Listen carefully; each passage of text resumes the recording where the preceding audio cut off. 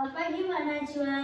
Pagi. Bertemu lagi dengan saya ya Mbak, sesuai janji saya. Mbak Najwa masih ingat nggak dengan saya? Masih. Coba sebutkan siapa nama saya. Suster Era. Betul sekali. Mbak Najwa gimana perasaannya hari ini? Sedikit masih marah sih. Oh baik, Mbak Najwa kemarin kita sudah bertemu ya, sudah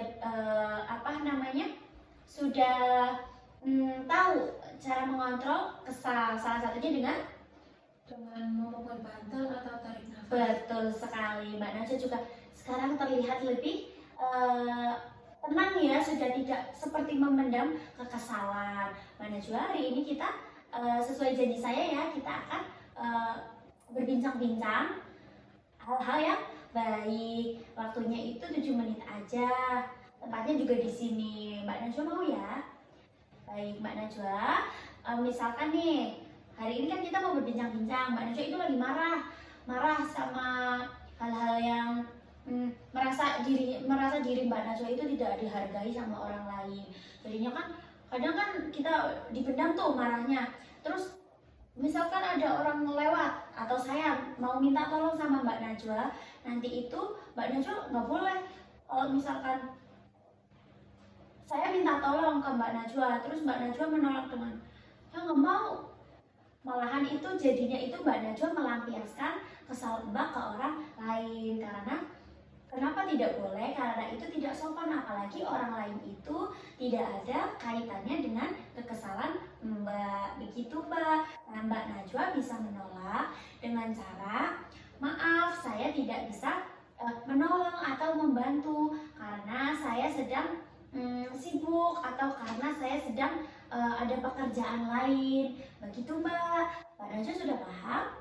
Coba kalau Mbak Najwa paham, bisa jelasin lagi apa yang Mbak Najwa paham dari tadi saya yang jelasin.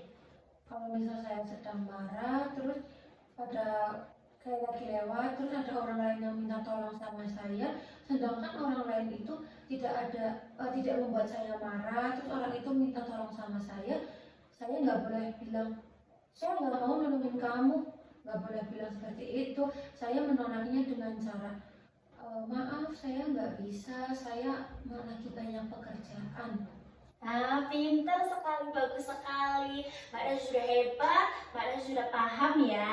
Kalau begitu saya masukin jadwalnya ya Mbak. Untuk pertemuan yang kedua kemarin, Mbak Najwa sudah bisa mengontrol emosi atau mengontrol kesal Mbak dengan cara teknik nafas dalam.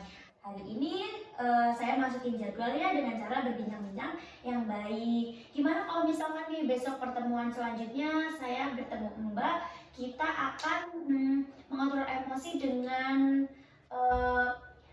cara-cara spiritual. Mbak Najwa mau? Kalau begitu besok kita jadwalkan ya Mbak, saya kesini lagi bertemu Mbak jam 11. Tempatnya di sini aja. Mbak Najwa mau? Mau.